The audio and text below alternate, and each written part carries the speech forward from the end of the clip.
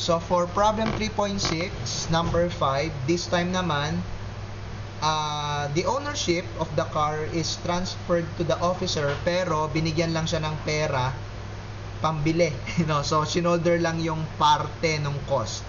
So if that is the case, your monetary value is the amount shouldered, 800,000. So wala na po yung times 5%, times 50%.